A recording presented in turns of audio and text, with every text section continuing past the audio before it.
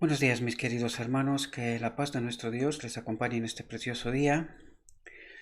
Le pido a nuestro Dios que nos envíe su Espíritu, que impresione nuestra mente, que nos capacite y que nos ayude a entender este mensaje el mensaje que hoy vamos a tratar de comprender es un mensaje de advertencia hecho hace mucho tiempo y que por desgracia el pueblo de Dios no ha querido entender, no ha aceptado y que muy probablemente puede ser eh, la causa de su perdición, ¿verdad? Es un mensaje muy solemne el de hoy y me gustaría que le prestéis atención porque toca muchas cuestiones que realmente son importantes y que por desgracia no, no aceptamos en su día y desde entonces tampoco, ¿verdad? Hasta el día de hoy. Por eso eh, Dios se ve en necesidad de enviar sus propios mensajeros para que este mensaje al final del tiempo despierte a todo aquel que quiere ser despertado, ¿verdad? La reflexión de hoy está titulada Necesidad de fervor en la causa de Dios. Veamos qué es lo que nos quiere transmitir nuestro Dios. El Señor llama a la puerta de tu corazón y empieza muy fuerte porque es un mensaje dirigido a su pueblo y dice, el Señor llama a la puerta de tu corazón. ¿Y dónde está Él? ¿No está dentro? Pues vamos a ver que en realidad no está dentro, desgraciadamente, ¿verdad? El Señor llama a la puerta de tu corazón deseando entrar para impartir riquezas espirituales a tu alma. ¿Para qué quiere entrar? Para impartir riquezas espirituales a tu alma. Él unge los ojos ciegos para que descubran el carácter santo de Dios en su ley y entiendan el amor de Cristo, que es en verdad oro probado en el fuego. Aquí hay verdades mucho más profundas, pero vamos a ir a lo largo de la reflexión vamos a entender todo esto lo que nos está diciendo desde el inicio, ¿verdad? Porque el inicio nos prepara para todo el contenido que viene, ¿verdad? Hay viejas y nuevas verdades que aún deben ser añadidas a los tesoros de nuestro conocimiento. ¿Qué es lo que nos está diciendo aquí? Que todavía hay muchas cosas que Él quiere revelarnos, pero que por alguna razón no puede, ¿verdad? Fijaos lo que dice, no entendemos ni ejercemos la fe como deberíamos. Cristo ha hecho ricas promesas con respecto a la entrega del Espíritu Santo a su iglesia y sin embargo qué poco se aprecian estas promesas. ¿De qué nos habla aquí? Dice, nos ha hecho ricas promesas con respecto a la entrega del Espíritu Santo a su iglesia. ¿Y qué quiere decir aquí? Que no lo tenemos, queridos. Eso es lo que nos quiere decir, que no tenemos el Espíritu Santo. Y vamos a ver que está fundamentado lo que está diciendo, ¿verdad? Además, si entendemos que es un mensaje que viene de lo alto, ¿verdad? No estamos llamados a adorar y servir a Dios por el uso de los medios empleados en años anteriores. Dios requiere un servicio más alto ahora que nunca antes. Requiere el mejoramiento de los dones celestiales. Nos ha puesto en una posición en la que necesitamos cosas más altas y mejores que nunca antes. Y fijaos lo que nos dice aquí. La dormida iglesia debe ser despertada. ¿Qué dice? La dormida iglesia debe ser despertada. Y esto lo está diciendo en 1890, es decir, 25 de febrero de 1890. A casi un año y medio, más o menos, de Minneapolis, cuando rechazamos el mensaje que nos fue enviado por Dios, ¿verdad? Y vamos a ver si entendemos qué es lo que nos quiere decir, qué es lo que nos transmite, ¿verdad? Porque este mensaje es tan vigente entonces como hoy, ¿verdad? La dormida iglesia debe ser despertada de su letargo espiritual, dice letargo espiritual, a la realización de los importantes deberes que han sido dejados sin hacer. ¿De qué deberes nos habla? Vamos a verlo. El pueblo no ha entrado en el lugar santísimo. ¿Qué dice? El pueblo no ha entrado en el lugar santísimo, donde Jesús ha ido a expiar a sus hijos. Fijaos lo que dice. Necesitamos el Espíritu Santo para entender las verdades de este tiempo. Aquí hay un mensaje terrible y a la vez profundo, ¿verdad? Primero, nos dice que el pueblo no ha entrado en el lugar santísimo. Y esto nos lo dice en 1890, ¿verdad? ¿Por qué dice esto? Porque al rechazar el mensaje de 1888, ¿verdad? Que era el mensaje para el día de la expiación, para el lugar santísimo, ¿verdad? No olvidéis que en 1844 el pueblo de Dios venía del lugar santo y tendría que entrar, debería de entrar en el lugar santísimo, ¿verdad? Y en 1845, en febrero, precisamente en febrero, ¿verdad? Febrero de 1845, Dios envía una visión, que es la visión, que es una sola visión en realidad, pero que nosotros la vemos en dos partes, porque se publicó una primera parte y luego la segunda parte, ¿verdad? Que es la visión del camino angosto y seguida por la visión de los dos tronos, ¿verdad? La visión del camino angosto la conoce el pueblo adventista muy bien, pero la visión de los dos tronos, muchos adventistas, yo diría la mayoría de los adventistas, no tienen ni idea que esta visión existe, ¿verdad? ¿Y qué es lo que nos dice esta visión precisamente? Pues que este pequeño grupo de 1844 se acercan a la entrada del lugar santísimo, pero que poco a poco se vuelven al lugar santo, ¿verdad? Eso nos dice la visión de los dos tronos.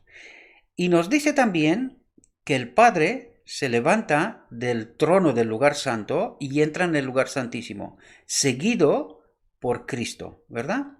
Se levanta del lugar santo y entra al lugar santísimo. Y que en el trono que dejó vacío Cristo en el lugar, el Padre, el Hijo, en el lugar santo, el trono que dejan vacío, lo ocupa Satanás, ¿verdad? Esto tiene más profundidad todavía. Aquí nos quiere decir que Satanás se hace cargo del mensaje que dejaron en el lugar santo, el mensaje que era para el lugar santo, que era la justificación por la fe de Lutero, ¿verdad? Pero que en el lugar santísimo, en 1888, este pequeño grupo que se acerca a la entrada del lugar santísimo, pero que poco a poco después se vuelven para atrás al lugar santo, podemos entender también la metáfora del pueblo judío al salir de Egipto, ir al desierto, y reclamaba a Moisés todo el rato que era mejor en Egipto, tenían de comer y estaban mejor en Egipto, ¿verdad?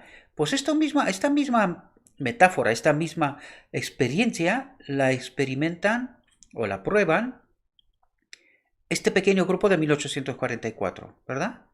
Ellos en 1844 empiezan una obra, una tarea muy profunda de rescatar los principios de los apóstoles que se habían perdido durante la Edad Media, ¿verdad?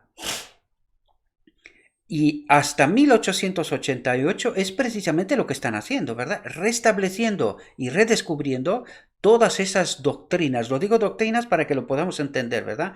En aquel entonces ellos las llamaban principios fundamentales para que podamos entender o para que se puedan explicar qué es lo que creen, ¿verdad? Entonces empiezan una tarea profunda de redescubrir a través de la palabra de Dios. Y cuando llegaban a un momento que no podían entender más, recibían mensajes de lo alto, visiones de lo alto, ¿verdad? A través de la sierva para poder desatascar el camino, ¿verdad? Entonces, hasta 1888 ellos descubren doctrinas perdidas desde los apóstoles, ¿verdad? Pero en 1888, ya una vez que habían descubierto el sábado, el día de la expiación, habían entendido muchas cosas, claro, le faltaba el mensaje para el día de la expiación, ¿verdad? Al rechazar este mensaje del día de la expiación, que era la justicia de Cristo, ¿verdad? Este fue el mensaje, que es lo que tratamos aquí, reflexión tras reflexión. Es decir, cómo venció, quién era Cristo primero, cómo venció y qué es lo que pretende hacer con nosotros, el propósito de Dios, ¿verdad? Porque no habíamos entendido esto, a pesar de que teníamos la lección y la parábola del santuario, ¿verdad? Igual que los judíos, nosotros tampoco lo entendimos. Al rechazar el mensaje de 1888, rechazamos entrar en el lugar santísimo. Y es precisamente lo que nos está diciendo aquí. El pueblo no ha entrado en el lugar santísimo, lo está diciendo en 1890, ¿verdad? Fijaos, desde 1845, al recibir la visión, la advertencia, porque esta visión era una advertencia para el pueblo de Dios, ¿verdad? Lo que puede pasar, desgraciadamente, ha pasado. Por lo tanto, podemos ver que nuestro Dios está al tanto, está al mando y nos pone sobre aviso en todo momento. Desgraciadamente, ni entonces, ni hasta hoy, no hemos aceptado esta visión, ni entendida. Y, claro, si no aceptamos la situación en cual nos encontramos, perdón, si no aceptamos esta condición, pues fijaos lo que nos dice aquí. El pueblo no ha entrado en el lugar santísimo donde Jesús ha ido a expiar a sus hijos. Cristo está en el lugar santísimo tratando de expiar a sus hijos, sin embargo el pueblo está en el lugar santo. ¿Entendemos la desgracia? Esto quiere decir que nos hemos vuelto para atrás con el mensaje del lugar santo, de la justificación por la fe de Lutero, y no aceptando la justicia de Cristo, que fue el mensaje que se envió en 1888, ¿verdad? Por lo tanto, en aquel entonces, Elena de White dijo que hemos rechazado al mismo Espíritu Santo y el Espíritu Santo se ha retirado. Y fijaos lo que dice 2 años después. Necesitamos el Espíritu Santo para entender las verdades de este tiempo. ¿Comprendemos la desgracia? La Iglesia está sin el Espíritu Santo, por eso no entendemos las verdades desde aquel tiempo hasta hoy. Esta es la desgracia de este pueblo. Y cuando Dios trata de enviar sus mensajeros para reavivar este mensaje y para que podamos entender esto, pasa lo que en realidad ha pasado siempre en la historia del pueblo de Dios, ¿verdad? Un rechazo, y lo vamos a ver a través de esta reflexión. Me he parado aquí para que podamos entender en qué contexto, en qué marco, vamos a tratar de entender todo lo que viene a continuación, ¿verdad? Porque no es poca cosa. Es por esta razón podemos correr el riesgo de experimentar la experiencia del pueblo judío. Me refiero del año 34 hasta el 70, cuando realmente fue dispersado. Pues vamos a ver a través de esta reflexión que estamos corriendo este mismo riesgo. Yo diría, mirando la realidad, yo creo que estamos en pleno proceso. Pero vamos a ir a la reflexión, vamos a ver si logramos entender ¿Qué es lo que nos quiere transmitir nuestro Dios, verdad? Necesitamos el Espíritu Santo para entender las verdades de este tiempo, es decir, quiere decir que no las hemos entendido. Desde entonces hasta ahora, cuando, como lo he dicho en repetidas ocasiones, Dios nos vuelve de nuevo a mandar este mensaje, y yo espero, mis queridos hermanos, que por la gracia de Dios no lo volvamos a rechazar. ¿Sí? Pero hay sequía espiritual en las iglesias y nos hemos acostumbrado a estar fácilmente satisfechos con nuestra posición ante Dios. Qué desgracia, ¿verdad? Porque no hemos logrado entrar en el lugar santísimo. Y entonces, ¿qué posición tenemos ante Dios? Ya veremos, ¿qué nos dice ahora? Decimos que somos ricos y nos hemos enriquecido con bienes, o sea, enriquecido en lo material, pero que en lo espiritual vamos a ver que somos pobres. Dice, y no tenemos necesidad de nada, mientras que somos pobres, miserables, ciegos y desnudos. Y cuando dice desnudos, ¿qué es lo que está diciendo? Porque si entendemos qué significa desnudos, lo entendemos todo lo demás. ¿Cómo se quedó Adán en Edén cuando pecó? Hasta este momento había sido cubierto por la gloria de Dios, es decir, la presencia del Espíritu Santo estaba en él. ¿Sí? Pues ahora nos está diciendo que nosotros creemos que somos ricos en bienes, en lo material, ¿verdad?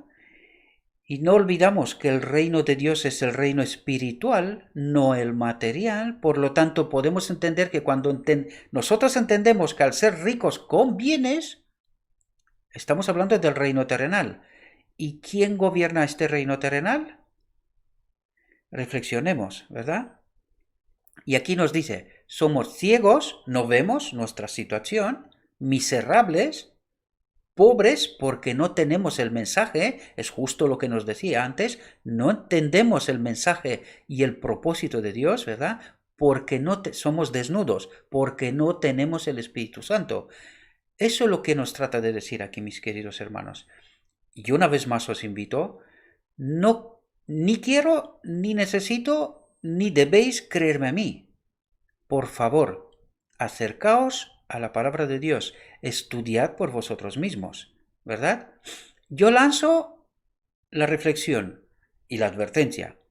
Vuestro deber es comprobar y tomad vuestra decisión, ¿verdad? Es esencial que estudiemos las escrituras con mucha más seriedad de lo que lo hacemos. Y en verdad es así, ¿verdad? Porque escuché un mensaje, o sea, es mi trabajo desde hace muchos años. Yo me desenvuelvo muy bien por las redes, ¿verdad? Vi y veo, sí, constantemente veo personas, ¿no? Que dicen, oye, ¿por qué estáis hablando mal de la iglesia? Que esta es nuestra iglesia. Y yo me paro a pensar y digo, vamos a ver,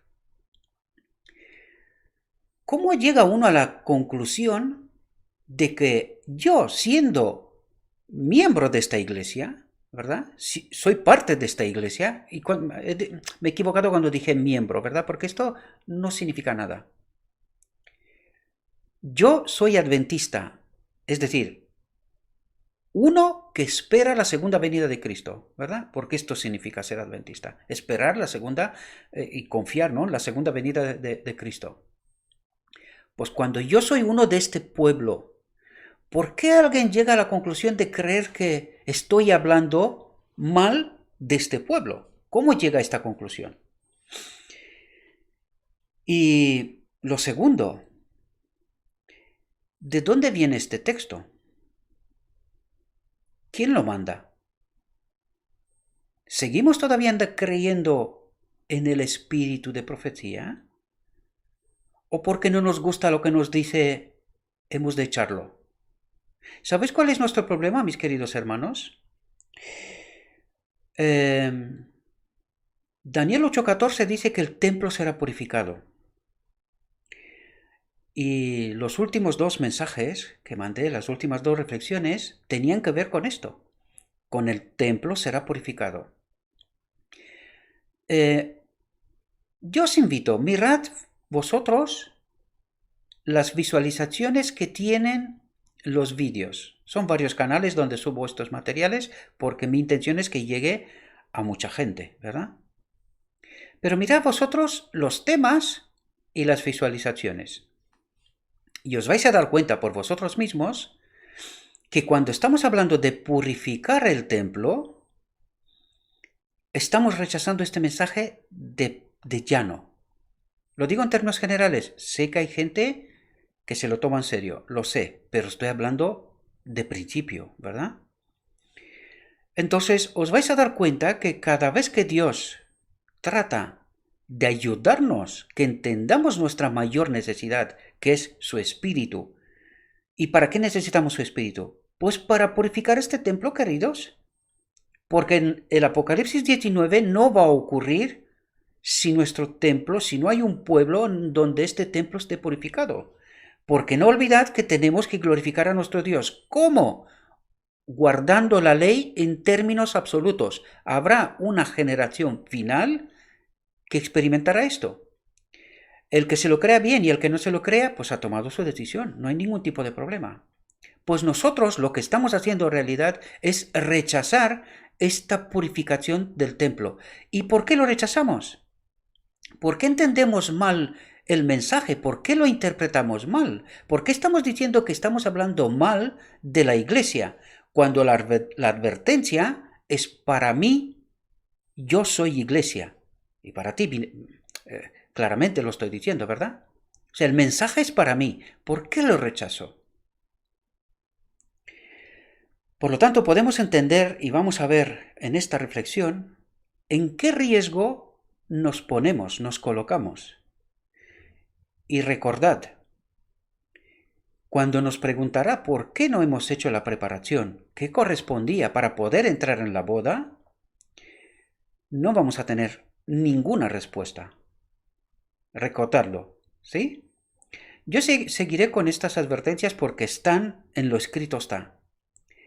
Y precisamente estas advertencias tienen el propósito de preparar ese pueblo, ¿verdad? Y vais a ver a través de esta reflexión que este mensaje de que Dios te ama, que lo sabe hasta aquellos que no practican el cristianismo.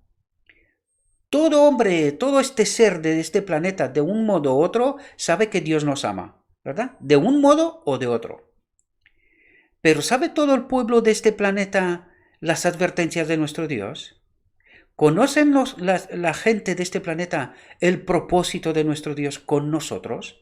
¿Cómo nos va a salvar? ¿Lo conoce? No. ¿Por qué? Porque no nos gusta que el templo sea purificado. Las advertencias que nuestro Dios nos coloca, ¿verdad? Es una pena, ¿verdad? Es una pena que entendamos que alguien trata de hablar mal de la iglesia cuando en realidad lo que se trata es despertar la iglesia.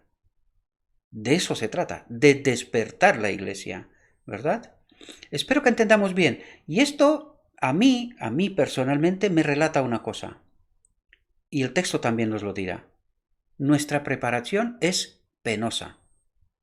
Penosa. Por eso llegamos a ese tipo de conclusiones. Yo soy tan adventista como el que más. Pero el amor a Dios no me permite dejar a nadie en la cuneta, ¿verdad? Que se pierda. Yo prefiero que me odies hoy y que me agradezcas mañana, ¿verdad? Esto es en realidad lo que hemos hecho con todos los profetas a lo largo de la historia. Los hemos matado, pero hoy leemos la Biblia y les agradecemos el esfuerzo y la pérdida de su vida para que yo hoy pueda entender realidades. Pero todos ellos, incluido Cristo, en su vida de su momento de la historia, los matamos, los odiamos, los rechazamos. Esta es la cruenta y la dura, esa es la dura realidad. Eso es lo que hicimos con todos ellos. Pero hoy, cientos y miles de años después, les somos agradecidos, porque es así como tenemos la Biblia, ¿verdad? Pues por eso digo, prefiero que hoy me odies y que mañana me lo agradezcas, porque cuando harás esto significa que estás en el cielo y estamos en el cielo. Y eso es lo que yo espero. Por eso todo este trabajo, porque si no nadie tiene gana de que todo el mundo lo odie, nadie tiene gana. Y como lo he dicho en otra ocasión, he perdido amistades, gente que no me quieren ni ver, pero ya me verán, algún día entenderán, ¿verdad? Algún día entenderán. Este mensaje no es mi mensaje, es un mensaje de lo alto. El que quiere abrir los ojos y despertar, entender, me lo agradecerá, ¿verdad? Este esfuerzo pequeño, insignificante que estoy haciendo. Y los demás, pues, ya tomarán sus decisiones, ¿verdad? Vamos al texto porque se nos va el tiempo y el asunto es muy importante el de hoy. Es esencial que estudiemos las Escrituras con mucha más seriedad de lo que lo hacemos. Con fervientes oraciones debemos examinar seriamente y a fondo, atentos aquí porque nos está diciendo cosas sumamente importantes, con fervientes oraciones debemos examinar seriamente y a fondo los pilares de nuestra fe. ¿Qué dice? Los pilares de nuestra fe, nuestras doctrinas. A eso se refiere, a nuestros principios de fe, ¿verdad? Para ver que no tenemos un falso fundamento. ¿Qué está diciendo? Para ver si no tenemos un falso fundamento. A ver si no hay alguna doctrina, algún principio que no esté bien y que Satanás nos tenga engañados. Y en verdad aquí, en este canal, hemos tratado de resaltar esas cuestiones. Da igual que gusten o no gusten, yo aquí no estoy para gustar a nadie. Yo aquí estoy para resaltar las verdades que nuestro Dios nos envía. El que tiene oído, que oiga. El que quiere ver, que vea. Y los demás, pues han tomado su elección, ¿verdad? Fijaos lo que nos dice. Dios no bendecirá a los hombres en la indolencia ni en la oposición celosa y obstinada. Oposición celosa y obstinada a la luz que da a su pueblo. ¿De qué nos habla aquí, queridos? Del rechazo del mensaje. No solo entonces, sino desde entonces hasta hoy. ¿Y cómo interpretamos nosotros eso? Que estamos hablando mal del pueblo de Dios, ¿verdad? Mientras nuestro Dios nos envía luz, ¿verdad? Y nosotros hacemos una oposición celosa y obstinada a la luz que Dios envía a su pueblo. ¿Quién está equivocado? Reflexionemos, mis queridos hermanos, reflexionemos. Esa es la invitación. Muchos de los que han llegado a la fe han recibido las verdades de los labios de los maestros, y atentos aquí, porque esta es la causa, no la digo yo, está escrito, ¿verdad? Y no han buscado el conocimiento de la verdad por sí mismos. Por lo tanto, ¿en qué está fundamentada su fe? En lo que me cuenta otro. Eso es lo que me está diciendo. Y por eso no soy capaz de discernir la verdad por mí mismo, ¿verdad? Esa es la causa. Fijaos lo que nos dice. Se contentan con meras evidencias superficiales. No han obtenido mayor luz mediante la diligente investigación de las Escrituras y no son rápidos en discernir las tentaciones y engaños de Satanás. ¿Por qué necesitamos entender las Escrituras? Dice, para que seamos rápidos en discernir las tentaciones y engaños de Satanás. Y esta es la causa por la cual no creemos que el pecado se puede vencer. Esta es la causa.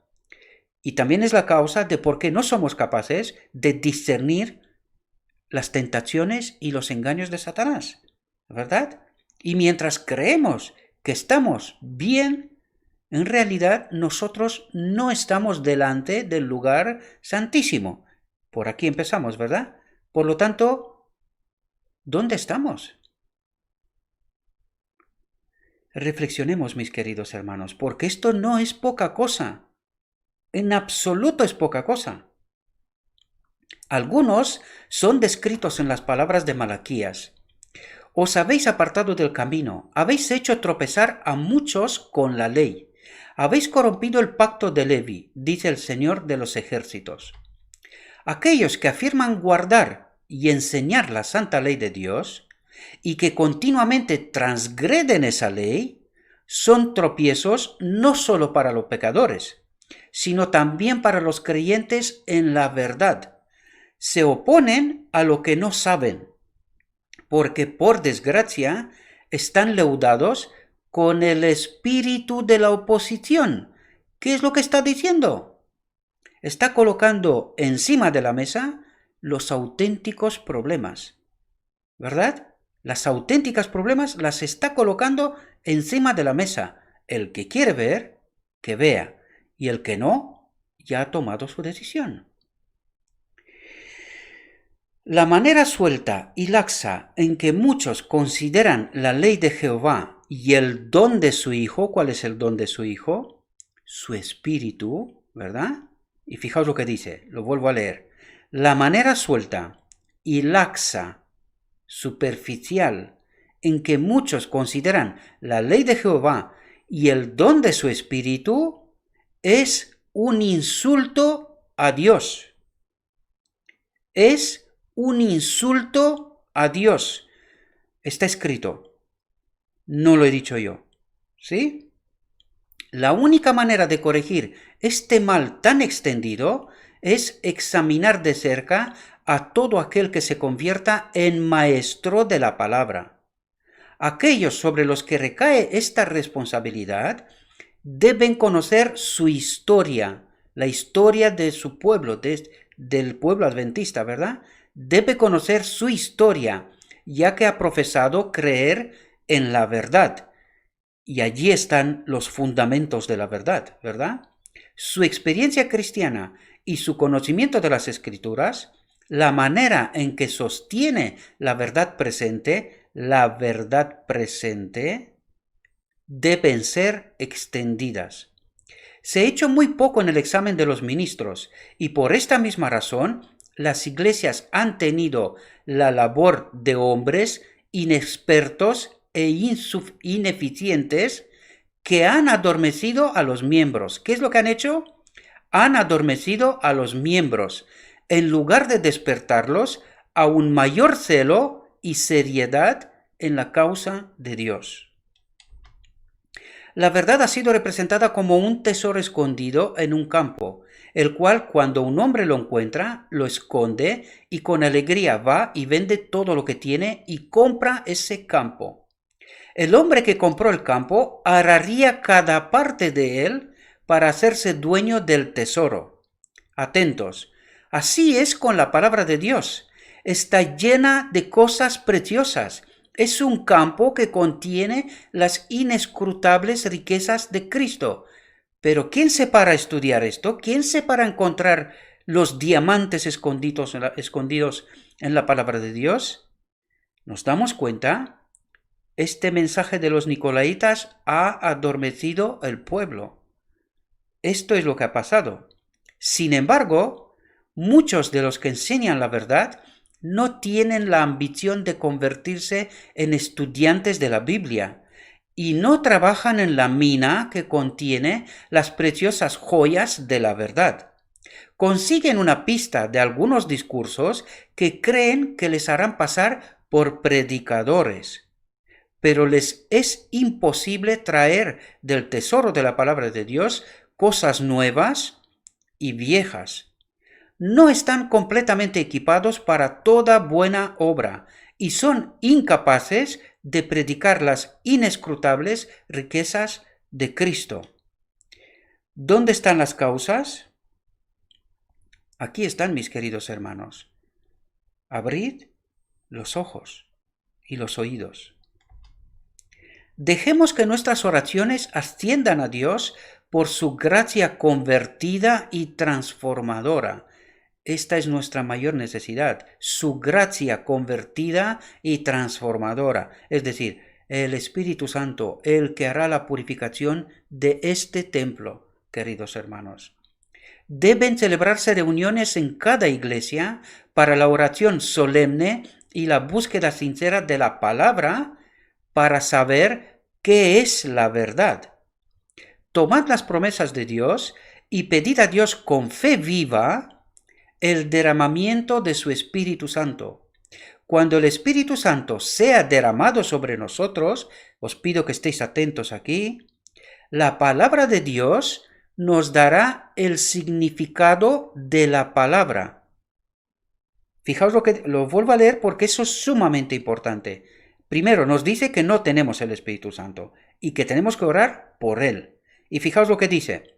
Cuando el Espíritu Santo sea derramado sobre nosotros, la palabra de Dios nos dará el significado de la palabra.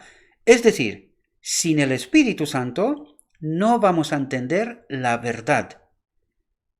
Y debemos de entender que no tenemos el Espíritu Santo y esta es la causa de nuestro error, de nuestro rechazo de la verdad que Dios envía. Esta es la causa. Los ministros no la manejarán sin cuidado, es decir, la palabra, sino con oración, reverentemente, como la guía del cielo. Verán el altar en el que presentarán sus cuerpos como un sacrificio vivo, santo y aceptable para Dios, que es su servicio razonable. ¿De qué está hablando aquí? De la purificación de nuestro templo, de todos aquellos que manejan la palabra de Dios. Está hablando de Daniel 8:14, que es la obra que se tiene que hacer en el día de la expiación, purificar nuestros templos. Eso es lo que nos está diciendo, mis queridos hermanos. Cuando la abnegación se convierta en parte de nuestra religión, entenderemos y haremos la voluntad de Dios, porque nuestros ojos serán ungidos con colirio para que veamos las cosas maravillosas de su ley, que tanto no nos gusta, ¿verdad? Veremos el camino de la obediencia como el único camino de la seguridad. ¿Qué dice? Veremos el camino de la obediencia como el único camino de la seguridad. Y hoy el pueblo de Dios dice que no podemos. Eso es lo que está diciendo el pueblo de Dios hoy. No se cree esa realidad. Y aquí nos dice que el único camino de seguridad es el camino de la obediencia. No hay otro. Por eso os pido vez tras vez, despertemos, mis queridos hermanos, despertemos. Dios hace responsable a su pueblo en la medida en que la luz de la verdad es llevada a su entendimiento. Las demandas de su ley son justas y razonables, y a través de la gracia de Cristo, del Espíritu de Cristo, espera que cumplamos sus requerimientos. ¿Cuál es la exigencia, queridos? No sé cuántas veces he dicho esto, no sé cuántas veces lo hemos leído de las reflexiones, no sé cuántas veces nos lo repite Dios y seguimos sin querer entender. Esta gracia de los nicolaitas nos ha comido el coco. Desgraciadamente, las demandas de su ley son justas y razonables, dice, y a través de la gracia de Cristo, del Espíritu de Cristo, ya lo hemos entendido esto hace tiempo, creo, ¿verdad? La gracia de Cristo espera que cumplamos sus requerimientos, por lo tanto, es posible. Es posible. Las exigencias de su ley deben ser cumplidas en su totalidad. Las exigencias de su ley deben ser cumplidas en su totalidad. Los hombres deben avanzar en el camino del deber, de la luz a una luz mayor, porque, atentos aquí, fijaos lo que nos está diciendo, que es lo que nos ha pasado en realidad. Al rechazar el mensaje de 1888, el Espíritu Santo se ha apartado, ¿verdad? Porque así lo quisimos. Y fijaos lo que nos dice aquí. De la luz a una luz mayor. Porque la luz no mejorada se convierte en oscuridad. Y en un medio de atesorar la ira para sí mismos contra el día de la ira. ¿En qué se convierte la palabra? Fijaos lo que dice. Porque la luz no mejorada se convierte en oscuridad.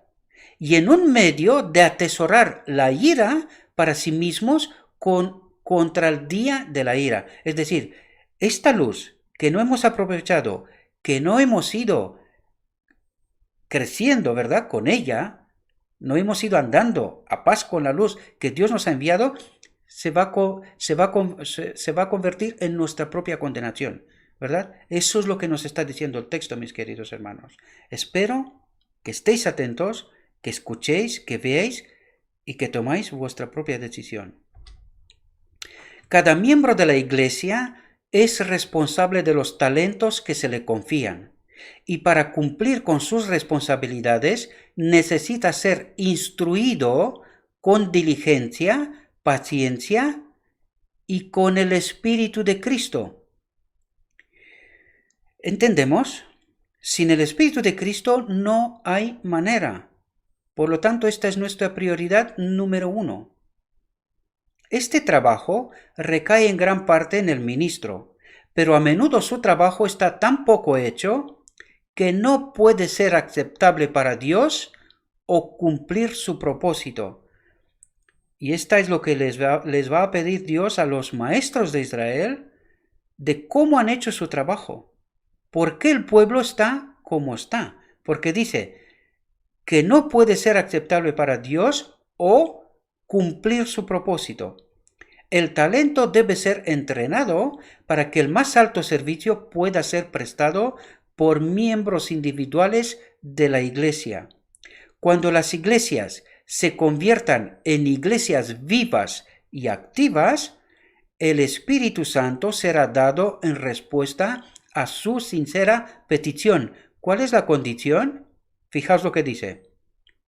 Cuando las iglesias se conviertan en iglesias vivas y activas, el Espíritu Santo será dado en respuesta a su sincera petición. Mientras tanto, no. Espero que lo entendamos, ¿verdad? Entonces, la verdad de la palabra de Dios será considerada con nuevo interés y será explorada como si fuera una revelación solo de los tribunales de arriba. Cada declaración de inspiración referente a Cristo se apoderará del alma más íntima de aquellos que lo aman. La envidia, los celos, las malas sospechas cesarán. ¿Cuándo cesarán? Cuando el Espíritu Santo nos acompañe, ¿verdad? No antes. La Biblia será considerada como una carta del cielo. Su estudio absorberá la mente y sus verdades se deleitarán en el alma. Las promesas de Dios, que se repiten ahora como si el alma no hubiera probado nunca su amor, brillarán entonces en el altar del corazón y caerán en palabras ardientes de los labios de los mensajeros de Dios. Entonces suplicarán a las almas con una seriedad que no puede ser rechazada. Entonces las ventanas del cielo se abrirán para los chaparrones de la lluvia tardía. Los seguidores de Cristo estarán unidos en el amor. ¿Pero cuándo? Cuando los cielos se abrirán para los chaparrones de la lluvia tardía. Es entonces cuando los seguidores de Cristo estarán unidos en el amor y la verdad. ¿Sí? La única manera de presentar la verdad al mundo en su carácter puro y santo es que aquellos que afirman creerla sean exponentes de su poder. Es decir, no vamos a poder predicar la palabra de Dios al mundo mientras entre nosotros y en nosotros se ve otra cosa. No somos exponentes de su poder. No creemos que nos puede transformar, que nos puede purificar. Mientras no creemos esto y mientras no nos ocurre esto, no podemos predicar al mundo. Eso es lo que nos está diciendo. La Biblia requiere que los hijos e hijas de Dios se paren en una plataforma elevada, porque Dios los llama a representar a Cristo ante el mundo. Como representan a Cristo, representan al Padre. ¿Y cómo representamos a Cristo y al Padre? Reflexionemos sobre esto. La unidad de los creyentes testifica de su unidad con Cristo, con su Espíritu, y esta unidad es requerida por la luz acumulada, es decir, por la palabra de Dios, ¿verdad? Por el mensaje que nos ha sido enviado, que ahora brilla en el camino de los hijos de Dios. Fijaos lo que dice aquí. No es la falta de conocimiento o de entendimiento espiritual lo que nos separará de la presencia divina, lo que nos separará de la presencia divina y testificará contra nosotros en el último día, sino que la verdad que ha alcanzado el entendimiento, la luz que ha brillado sobre el alma y no ha sido apreciada, nos juzgará y condenará ante Dios. Es decir, el mensaje que Dios nos ha enviado y que nosotros hemos rechazado, este mensaje, esta palabra, nos juzgará y condenará ante Dios. Hermanos míos, si fuéramos ciegos, no pecaríamos, pero hemos tenido el privilegio de ver una gran luz. Los tesoros de la verdad y el conocimiento nos han sido otorgados sin límite, y somos culpables en proporción a nuestro fracaso en vivir a la altura de la verdad que ha sido puesta a nuestro alcance. El carácter y el trabajo de muchos de los profesos seguidores de Cristo no soportarán la prueba de la santa ley de Dios. El Espíritu de Dios no está en su adoración y la adoración no es aceptable para Dios. ¿Qué es lo que está diciendo? El Espíritu de Dios no está en su adoración. Es decir, que nosotros adoramos a Dios, pero sin su Espíritu. Y que esta adoración no es aceptable para Dios. ¿Entendemos lo que está diciendo? No hay excusa para su frialdad actual. Tienen las riquezas de la verdad y se jactan de su conocimiento, pero se contentan con no avanzar. ¿Verdad? Muchos alegan que sus padres creían en ciertas cosas, que amaban a Dios y eran favorecidos por Él, y por lo tanto nosotros seremos favorecidos al tomar una posición similar. Pero no podemos estar donde nuestros padres estaban. No podemos ser aceptados por Dios al prestar el mismo servicio que nuestros padres. ¿Qué ha dicho? No podemos ser aceptados por Dios al prestar el mismo servicio que nuestros padres. Para que la obra de nuestra vida sea bendecida por Dios, debemos ser tan fieles, tan celosos en nuestro tiempo como ellos lo fueron en el suyo. Debemos mejorar nuestra luz como ellos mejoraron la suya, y hacer lo que ellos hubieran hecho si la luz creciente que nos iluminaba hubiera brillado sobre ellos. No debemos abrir el libro sagrado con un espíritu ligero y trivial. Debemos estudiar la palabra de Dios con humildad, con esperanza, con corazones orantes, agradecidos de que tal tesoro nos haya sido garantizado.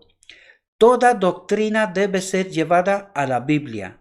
Cada pregunta desconcertante debe ser resuelta por un "así dice el Señor". La verdad debe ser tejida en nuestra vida, para que influya en nuestro espíritu y gobierne nuestras acciones.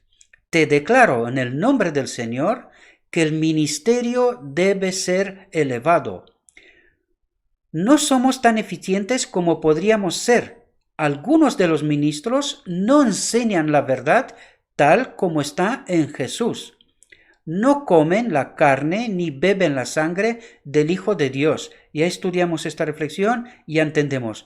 No se nutren de la misma palabra de Dios. Eso es lo que quiere decir. Y además que no tienen el Espíritu, ¿verdad? Porque esto es beber del agua de la vida, es tener el Espíritu de Cristo. Eso es lo que quiere decir. Cristo dice, las palabras que os hablo son espíritu y son vida. Sus palabras deben formar parte de nuestra vida. Entonces ofreceremos fervientes y eficaces oraciones con esa fe que traerá beneficios. Si los ministros ven que sus trabajos no son eficaces para la salvación de las almas, ayunarán y orarán, y el Espíritu Santo vendrá sobre ellos. Trabajarán diligentemente para corregir lo que pueda estar mal en su carácter. La sinceridad de sus oraciones estará determinada por los esfuerzos que hagan para ponerse en relación con Dios. Cuando vean en sí mismos los pecados e injusticias que deben confesar y a los que deben renunciar, deben ejercer la fe de que cuando se arrepienten de sus pecados, Dios perdona. Ese poder renovador se le da al alma. Por la fe viva, la victoria será obtenida. La victoria será obtenida. En esta obra no debe haber indolencia, porque Dios llama a los hombres al ejercicio de todo poder para que trabaje con sus esfuerzos. El hombre no puede salvarse a sí mismo, ni ser un instrumento para la salvación de los demás hasta que no ejercite la fe viva y con esfuerzo decidido actúe su parte en la obra de Dios. Debe apoyarse en la fuerza de Cristo, en su Espíritu, que subyugará toda pasión impía y le permitirá vencerse a sí mismo. Dios ha dado a su pueblo la luz de grandes y solemnes verdades. Ha abierto a su entendimiento los misterios de la salvación. Atentos aquí. Si estas verdades no son mejoradas, el favor de Dios será retirado. ¿Qué quiere decir aquí? Viviremos la misma experiencia del pueblo escogido por Dios, es decir, el pueblo judío. El favor de Dios será retirado. Espero, mis queridos hermanos, que esta reflexión os pueda ayudar en vuestra propia reflexión. Y os invito, por favor, lo he hecho tan rápido como he podido, pero aquí en esta reflexión hay muchas cosas sobre las cuales debemos de reflexionar profundamente. Hay mucho que descubrir todavía, ¿verdad? Espero y ruego por la gracia de Dios que nos envíe su Espíritu, que impresione nuestra mente, que nos descubra estas verdades escondidas en su palabra y que seamos capaces, mis queridos hermanos, que tomemos nuestras propias decisiones, ¿verdad? Basadas en un estudio personal, mis queridos hermanos. El Espíritu de Dios nos va a descubrir a nosotros mismos, personalmente, esas verdades. Solamente así seremos capaces de hablarle al mundo, descubrirle al mundo estas mismas verdades. No podemos solamente escuchar, no escudriñar por nosotros mismos la palabra, entonces no recibiremos poder. Debemos de entender este asunto. Por eso os invito una y otra vez que vosotros reflexionéis por vosotros mismos sobre estas mismas verdades, ¿verdad? Que son enviadas de Dios. Os deseo, mis queridos hermanos, que tengáis un próspero día y que en todo lo que os he dicho, os lo he dicho en nombre de Cristo Jesús. Amén.